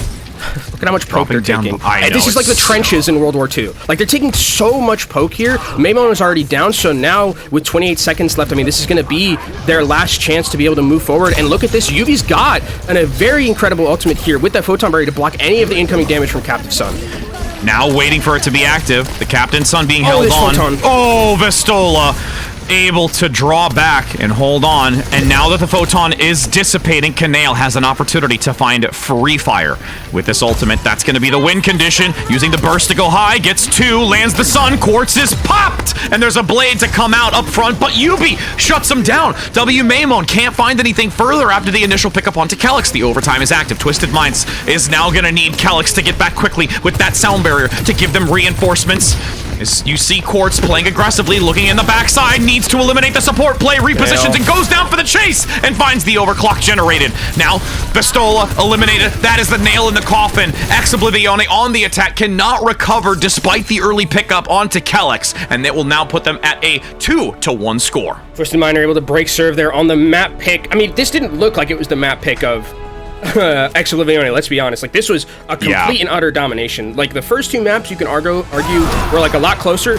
This one didn't feel like that at all. This was completely Twisted Minds all of the time. The way that they maneuvered, like I said before, just not letting the setups ever happen. And with the composition, like with what Oblivione is running, you need to be able to have those moments where you have the space to poke, and Twisted Minds said, screw that, we're just not going to let you have it. Like, anytime you want to be able to set up here and poke with an Orisa, with your backline, you're just not going to be allowed to do so. And it's all because I think a lot of it on the credit of Calyx, one, for having like the mobility on Lucio and being able to maneuver this map, which is, you know, a little bit difficult for Lucios to maneuver, but also Yubi. Yubi and the coordination with the Symmetra teleport for the last 2 maps has just been the difference maker for this team. And Oblivione really don't have a way, it feels like, to counteract it, and because they're not running Symmetra themselves. Yeah, and we saw on 3 separate occasions the POV for Cookie, where all Cookie's doing is lobbing arrows into the teleporter door. Like, they're just constantly firing, like, am I gonna get somebody? No. Am I gonna get somebody? No. Are they gonna take it? No. Like, it's always focusing on that specific anchor point where there could be potentially value gained elsewhere, but you can't ever run that risk. I think I want to talk about something else about the TPs, is the use of the fake TPs. That's also something. Yeah. There are a lot of times where they're throwing down TPs and they're not using them, right? And they're getting like Molten Core for that. Like, that's one of the crazy things to me, is that there have been so many cooldowns that have been forced to deal with TPs that don't have anyone go through. I mean, I think right now, Twisted Minds are completely in the head of Oblivione, right? They're just shaking them, not juking them, not really like being super consistent with how they're playing, not in like a bad way, but like they're always changing up like how they're making these engagements. Like, oh, are we going to come out of the teleporter this time, or are we not going to? You have to make that decision, and you know, there is that checkmate situation where it's like, okay, if I don't use Molten Core here and they all come out of this TP, I die with it, right? So I think that they are just playing mind games. I mean, if we want to talk about twisting minds and making puns like that, you were gonna get there sooner or later. You just rub off on me eventually. The walls just end up falling down. But they really are, no pun intended, twisting the minds of Oblivione with the Symmetra. And they need, like, if you're Oblivione, you've got to find a way to deal with it, because if not, you're just going to get run over. And as we go to our next map of Push, we do know what it is. Esperanza starting things off, or well, potentially finishing things off here on the 3rd map. But this is another Oblivione map pick, so potentially they have an ace up their sleeve here to bring us to a map 5. A lot of wrinkles in that brain. For how they've been playing. Make so many brain jokes now. There's really, I mean, I was gonna, if we were still on cam, I was gonna like massage my like brain, but like that's not gonna work. EMEA isn't ready for our particular brand of bad punnery. No, they really aren't. They've thankfully had, you know, 2 others that have been giving them, you know, great conversation points, whereas we go to puns. But yes, indeed, this map, again, looking that we're not going to have any major changes, I believe, in player. Actually, we could get a swap. Chase Torch is going to come in. Yeah. So we'll be able to see that swap. We'll have Oblivione making that adjustment here where, you know, Twisted Minds has kept their composition and their players true and true right now. They have no need to swap it up. They're in a prime position, but this is the moment now where Oblivione is going to have to really pull through to bring this into a map 5. And if they get back to a map of control, I personally think that they're going to be feeling a lot more confident in how they've played because of what they did on Lijiang Tower even. Yeah, I mean, it just becomes a best of 1 at that point, right? Where it's like, you just got to win this one. I mean, it would depend on what the control map is, because I think would drastically affect the compositions we see and like where we would go in terms of who's going to be on the map and what compositions we play on certain submaps. As Chase Torch, as you can see, coming back into the lineup. Crispy also coming back in as well. So it's Lucio time is what I'm going to be seeing from both these teams, which if I'm Twisted Minds here, I'm like, oh, okay, sick. You're going to try and like match our Lucio composition, maybe match a little bit of the tempo. I think it's good for Oblivione to do this, because when like at the first part of the map, when they did have Crispy and they were able to kind of match the speed and the tempo, having that Lucio available to them, I think it worked out a lot for them. While Canale like didn't necessarily play bad or anything, right? Just the nature of the compositions made it difficult for Canale to get a lot of value, because it was just Twisted Minds like every single time just rushing forward, taking them down. And we'll see now as we go into Esperanza what we're going to be seeing in terms of tank from KSA, because KSA's played a lot of different tanks, and I think Ramatra can work. I think Junker Queen is also something that like we've seen work as well, being able to use the TP and just get into the backline, hit a Carnage, and make a lot of pressure down that way. I think the reason that we're not seeing Symmetra necessarily from Oblivione is because if you're Twisted Minds, you can say, okay, we'll play Ramatra, and you have to remember Ramatra did get those changes where beam damage is significantly lowered with block, right? And that makes Symmetra not as valuable against something like an Orisa, right? Where it's like Orisa just Spear Spin doesn't do anything. Right? You just get your charge anyways. Yeah, just soak it. I mean, that's the one downfall of it, as we will be entering into this. And, there's even been some, pitter-pattering of, alternative selections, but I think that I would agree with you heavily that we will look to see KSA being on this Ramatra, because it does bring so much to it. Again, there is that, opportunity of seeing some... I was going to say Junker Queen is the other one. Like, that's the other one that we already saw with great success. Even though it was a short-run thing and a play of the game on Watchpoint Gibraltar, it could really bring havoc to their opponent. It is, I think, I would say the most successful composition that we've seen from Twisted Minds so far. Especially because, like, going back to the control that we first saw, the Junker Queen composition didn't lose a fight. It was 3 fights and just over 100-0. Like, that was very, very difficult for Oblivione to deal with. But we will be rolling out here on Esperanza, and this is an interesting one, because it is, again, match point for Oblivione. They probably are saying, here we go again, right? We're playing Twisted Minds in a winners finals. We don't want to be another 3-1. We at least want to take them to 5, because if you can take them to 5 and like make it a best of 1 in control, you have a lot of momentum, especially being able to fend off. Like, it makes you, for the first time, I think, for this Oblivione team, feel like you can win, because they've never been in a position like this close if they win this match. And they are actually going to hold on to Quartz being on the Reaper alongside the Mei here, with a Moira even for support. This is just raw all the way. Like, there's so much sustainability from this composition, and from Oblivione, it's going to be hard, especially with Maymon. Like, what is Maymon killing here? Maymon can only realistically pump out damage and try and spam, because you can't dash into this team. If you dash into this team, you instantly die. But Slay gets taken down very early. That's all the healing lost, and now Oblivione, this is a moment where they can take control of this map. And you could see how quickly you had the reposition from Quartz attempting to capitalize, but in doing so, everyone from Oblivione plays forward. Yubi gets a pick up onto Sky, though, so Crispy is alone to keep this team pumping. But there's still so much more that Oblivione can put into this that they take the advantage, and now we'll be able to start moving this bot. I mean, fantastic pick from Cookie onto the Moira. If the Moira lives throughout that fight, Twisted Mind win, and they like are able to take a lot of positioning available to them. But this is great for Oblivione now, because they take control of the high ground, which is going to be super important for them. Super important for Cookie, super important for Maymon to be able to poke down a little bit more. Quartz, you can see, going over to that Ashe just to offer a little bit more of that long-range potential. Also bring the utility of the Dynamite in these enclosed situations. Quartz waiting and finding the best angle. It's clipped partially by the charge. Couple of shots onto the high ground. Sky utilizing the wall to their advantage. There's the Dynamite to at least chip away at 2.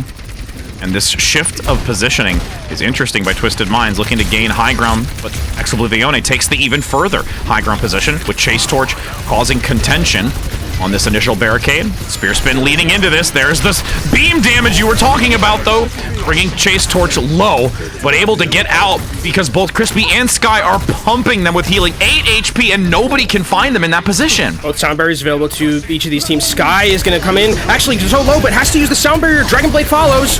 Active pulling them together, getting such a big sweeping strike onto 5 players, and the Terror Surge follows up onto Quartz despite Oblivione giving ground, swapping it to Twisted Minds. They come back tenfold with a team kill. A lot of ultimates used in that fight too from Oblivione. I mean, they do have the overclock, and on this high ground area, it's going to be so good for Cookie to kind of just shoot fish in a barrel. They do have to be worried about the photon barrier, right? Yubi has been perfect with these so far, countering ultimates so effectively, so this overclock needs to either be held for after the photon barrier, or it's going to be used to just force it out. Those are your options.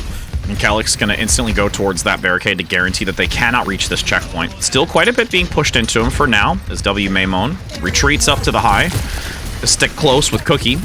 And again, giving the control of the bot for the moment to still maintain the high ground. Overclock being held onto still as the photon barrier becomes active right when you see the overclock pushed. And 2 go down. Chase Torch gets another. There's already 3 eliminated, and the annihilation comes out so late in this, and it yields no value. Bob is still available, but where is Quartz in this fight? I mean, is Quartz going to be able to even get this through? I mean, I think Quartz is actually the one on the point right now. Yeah. Yeah, Quartz actually, okay, was on the point, just trying to take the bot back. I mean, that's not terrible for them, because I think Twisted Minds are going to be able to try and recontest here with KSA still alive, so stealing that does gain a little bit of value, but you don't have Quartz just yet in this fight. Well, KSA needs to be careful, looking to chase down the Lucio play from Crispy. Rounding the inner wall. Oh no, another elimination, and this is where Chase Torch wants to follow suit even further onto Calyx, who gets out. The immortality field has already been spent. Cookie drops from the high ground to guarantee they can flank onto KSA, and this is now looking disastrous for Twisted Minds. Oh, Bob gets melted. I've never seen a Bob die that fast. I mean, that was a Bob and then instantly dead. Bob did nothing that fight. Does Bob do something? Bob did nothing. Slay almost gets taken down, uses the shift to keep himself alive, but Quartz is down. And this has been, like, very disjointed. They're committing Matrix to this. What?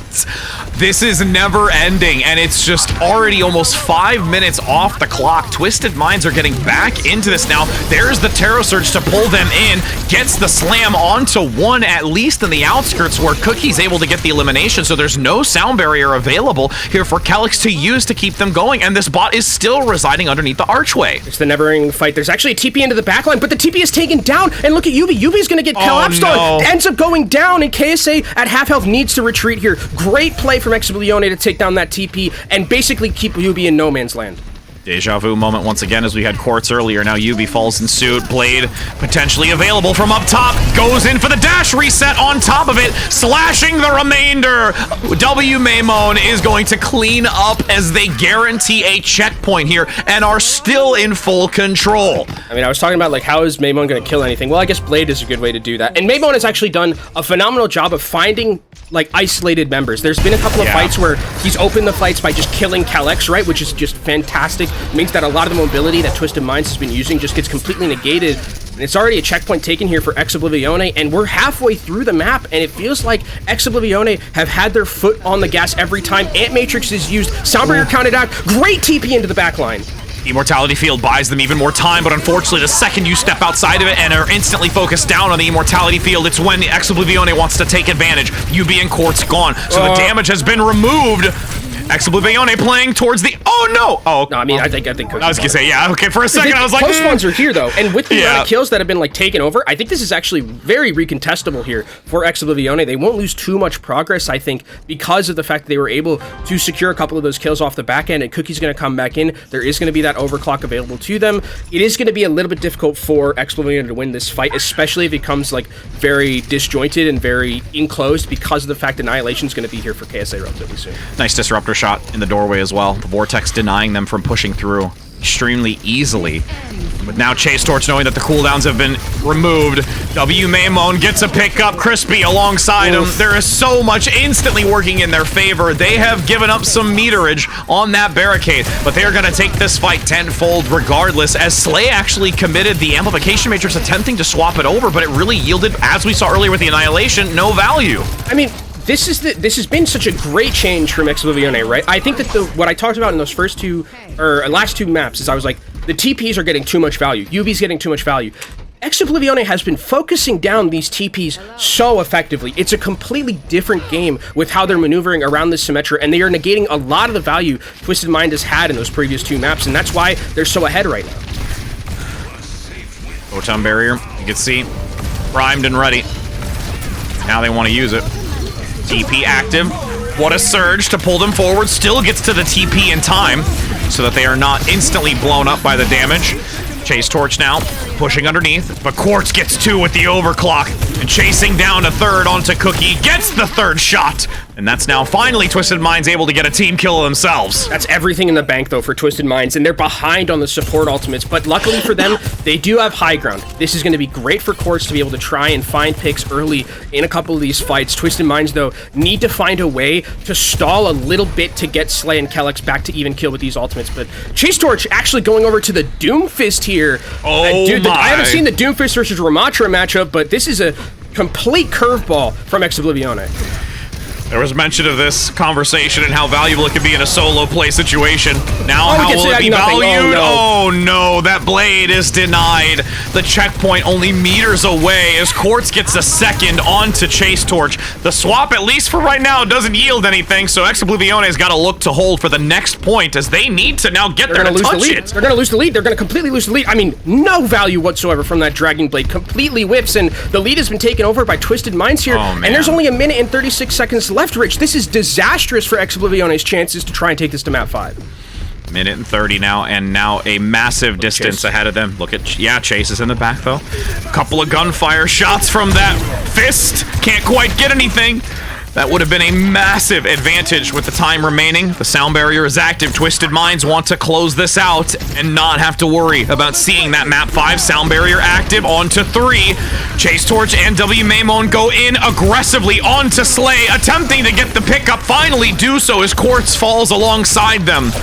And with 100.6 meters obtained, that is the marker that you're going to need to see Oblivione do on the return. Luckily enough for them that they actually stall a little bit on the bot, but luckily for Oblivione, they've gotten the checkpoint already. So now it's kind of, if you win these next 2 fights, you're going to be able to take this series. They have an overclock to work with from Cookie. Twisted Minds using both their support ultimates, absolutely huge right there, and Chase Torch has an extra life to work with once they go in aggressively. But Quartz onto the Bastion just to front load the damage. I love this swap here. Yeah, with the Junker Queen as well. TP up top on the bridgeway, attempting to get the early advantage. Can Oblivione punish it? There's the firing onto Crispy mid-air, and there is no way you're going to be blocking that damage on a Doomfist, Chase Torch. This swap is so smart from Twisted Minds, bringing Quartz onto the Bastion, just annihilating completely what the Doomfist brings to the table, and Oblivione, last chance to ruin for them. They have ultimates to work with, very key ones to be able to win this fight. Twisted Minds don't have anything just yet. Sky is so low. There's the overclock. It needs to hit pay dirt onto Quartz, who has this Bastion. That's a huge turnaround. There's no way that they're going to be able to do so. The Dragon Blade is gone. Sky is eliminated. Crispy, you cannot hold on to this. It's all onto Chase Torch and Cookie to do the work. They're actually getting picks. They're turning this around. They're sticking close to the barricade. They have to shut down Yubi. It's now KSA denying it. The Jagged Blade onto the tank.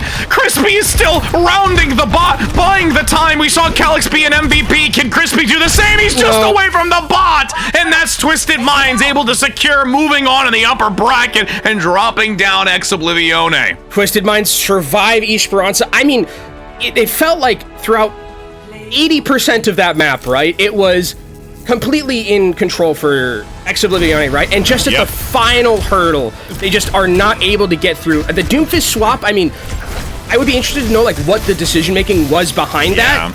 Going over to the Doomfist when the Orisa seemed to be working so well, but the swaps Twisted Minds made to counteract the Doom, absolutely perfect. That's great macro understanding of just like, if this Doomfist is going to be here, going to Junker Queen, going to Bastion, just making Doomfist not able to stay in these fights is going to help us win very effectively here. And for Oblivione, it's kind of, again, just bridesmaids, not the bride. They were so close to taking this to a map 5. Like, it was in their hands. And then at like a minute and 30 seconds, it just fell apart with that blade from WMamon that got no value. Then it was Twisted Minds who had the lead, and from there, you can't let a team like Twisted Minds just get 3 wins like that. You cannot. They will take the entirety of the map, and that's exactly what they did.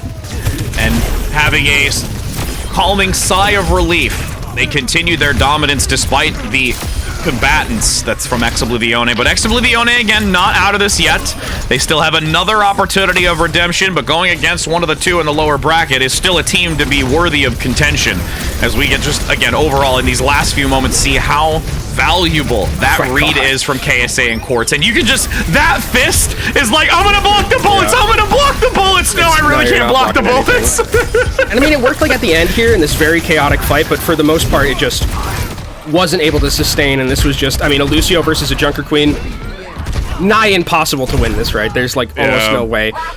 I do have to say though, this, like, Oblivione put up a huge fight here on, I'd say, like, the first, second, and fourth map. Third was, like, you know, Gibraltar, I think, was very, very heavily favored in Twisted Minds, but it feels like Oblivione is, like, so close. Like, they were right so close to taking this to a map 5, and I think they're going to be heartbroken with how well they played the first 8 minutes of that map to end up losing it. Like, that's just, I think it's very heartbreaking for them that they're going to be able to not get to a map 5 and make it a best of 1 where anything could have happened.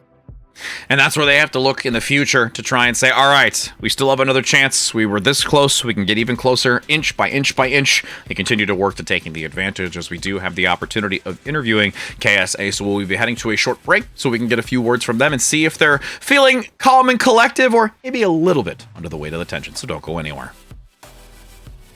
Oh, hello! Fancy meeting you here. It's so nice to see ya. Are you ready to survive the wastelands? Then you'll need to bring your shotgun, your axe, and of course, your knife. For your sharp wit, if you get my drift. Hey, whoa, whoa, whoa. Hold on there. Don't forget to pick up your Overwatch Contenders Junker Queen skin. Yeah, gearing up is as easy as connecting your Battle.net account to Twitch.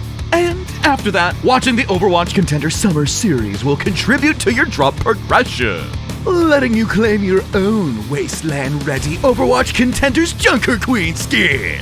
Oh, that's right. It's time to rampage. Now, get out there and slay with the Overwatch Contenders Junker Queen skin. Okay, take care now. See you in chat.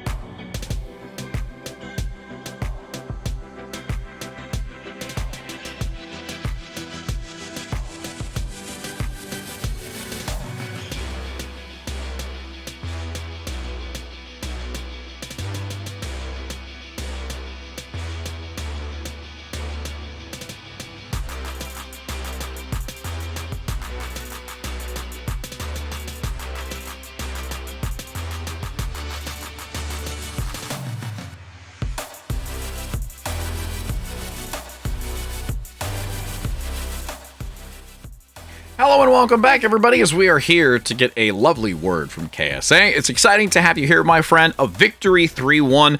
It was quite challenging, I would say, in some moments, but how are you feeling overall with the victory that you were able to take and guarantee your future spot? I mean, feels pretty good to win over EXO again. Yeah, that's very nice. Becoming a bit of a pattern for you guys, it feels like. But I kind of want to talk about you specifically, because of like the tank selections that you bring to the table. Obviously, like the meta hasn't necessarily coagulated just yet, but it feels like you're still kind of hovering around this Ramatra, and Ramatra has seen a little bit of, I think, decline in value. But what makes it for you still like a viable pick? Oh yeah, I mean, Ramatra is like the worst. Well, next to, like, I'd say it's like next to Roadhog how bad he is right now, but like since we played so much Ramatra, we like, it's like we kind of know how to play around. Like, yeah, it's a comfort pick. We kind of know how to play around the Ramatra, but I think Ramatra is like a lower tier tank right now. I don't think any team should play Ramatra because it's just because like we're used to it, you know. Because I think the Orisa is very strong. Orisa and I'd say D.Va too. Okay. Yeah, because the D.Va. Go ahead. No, you're good. You're good. Those two, like, right now are like the top, like, tanks I'd say right now, like Orisa and D.Va. Yeah, because the Diva play was really awesome to see, and even just having the Junker Queen, like we saw on multiple occasions where that was something of real value as well, just the plethora. Is there a personal decision, like what do you like the most of what we've seen so far today? Just more of a personal question.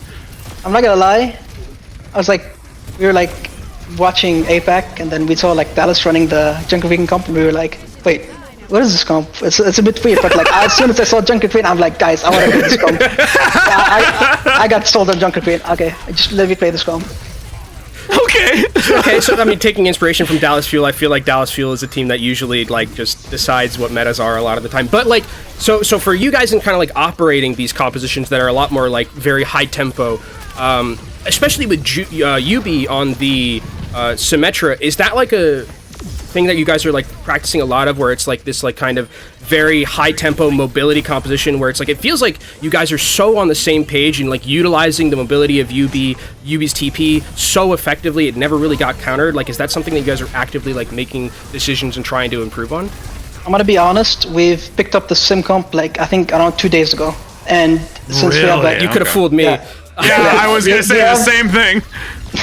We have so much trust in UB's TPs, so it's like it was like natural, you know. We just like, okay, he TP's there, go there, and then it worked out. I think we play Sim a lot because like we don't play Orisa ourselves, you know, and Orisa is like so tanky, it's impossible to kill. So like Sim Beam like is really good against Orisa, and the TP is also. Yeah. Is UB the one calling the TPs for you guys? Is like, or is it like kind of a like, you know, a decision made by like some of the other parts of the team, or is UB just like, we're gonna TP here, or is it like, you know, kind of by committee? Yeah, UB he's the IGL of the team. He just calls out the TPs and we just listen to him and we just take it. Okay. Very clean, because we've made a couple of comments in regards to that, and even said it in the cast too about the amount of damage that you can put into the Orisa. So overall, just, you know, moving forward into this, you know, it's just like another day at the office, like Kenobi has mentioned before. You know, moving into this grand finals now and looking, who do you think is going to be the opponent that you're going to be seeing in these final moments? Like, what do you specifically want to see, or who do you think you're going to challenge against? I'm gonna be honest, I think it's like this contender season specifically, like I think it could literally be all the teams. It could be Peps, could be SRP, could be EXO. Like it's like both. I think SRP Check's like the hardest team like we actually faced. We almost like lost to them 3-0, but we just clutched up and we ended up like, the score doesn't show how hard the match was. Yeah, we were looking back at it because we had it on broadcast, and I would agree. So I'm really glad to see that you kind of felt the same way, that's someone to look to. I think if I had to say, I'd say it's probably SR Peak Chick. Okay. Ooh, okay. The Reinhardt rematch. Want to see Cloudy again? Yeah, we had a deal between me and him on our first round of KOF. I'll play one round of Ryan, and then he's gonna mirror me a hog after. Oh, okay. All right. We're keeping you guys to that. If they get to grand. Somebody's gonna clip that and put that all over, just so we know that that's in verbal writing, I guess. But well, thank you so very much, KSA. We really appreciate your time. It's a blast as always. Looking forward to seeing how everything continues to pan out for this, and best of luck to you and the team. Thank you so much. Thanks for having me. Awesome. Oh, that's so good. Now we all want to see great that. Interview. I all want to see that. I love how KSA's just like, don't play Ram. It's bad, but we're good at it. So like, you know, everyone at home in ranked, you know, you heard it from someone who knows their stuff. Don't play it. It's one of the worst tanks of the games right now. So that's what's so funny, because everyone's like, oh man, like we're seeing like really good competitive play. Like this is what we should be playing. Nah. Don't do it. Don't do it. Unless you're KSA, no more Ramatra. It's done. That time is past for us. And we can take a look and seeing what the score looks like so far. If you might be joining into the broadcast a little bit later, it is going to be a 3-1 thus far here for Twisted Minds, able to secure their position, dropping down Oblivione. But that means that, Kenobi, we still have one more amazing match to go here so far today. And we can take a look at the bracket and how it all has panned out. And this one is still going to be, I think, a banger. I mean, this one, I felt it in my bones that this one was going to be map 5, and it was close. But, like, the next one...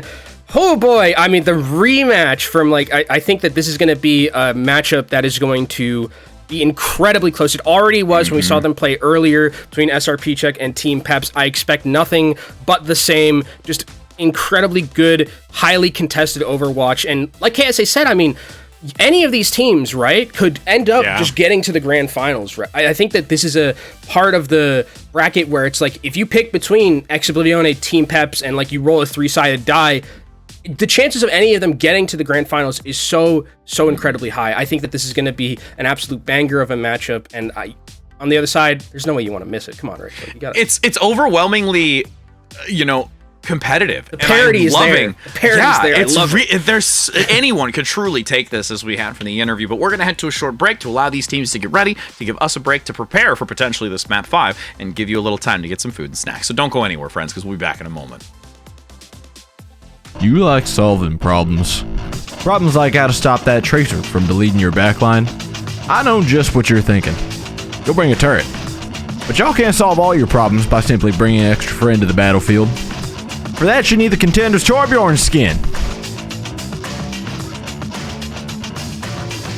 Solve your problems by connecting your Battle.net account to Twitch. After that, watching Overwatch Contenders Summer Series will contribute to your drops progress, letting you claim your Overwatch Contenders Torbjorn skin. Even your turret gets an upgrade. Warning, the Overwatch Contenders Torbjorn skin does not come with extra or upgraded turrets. Build instructions will not be provided. By picking Torbjorn, you waive a claim towards any destroyed turrets. No refunds, no exchanges, and no take-backsies.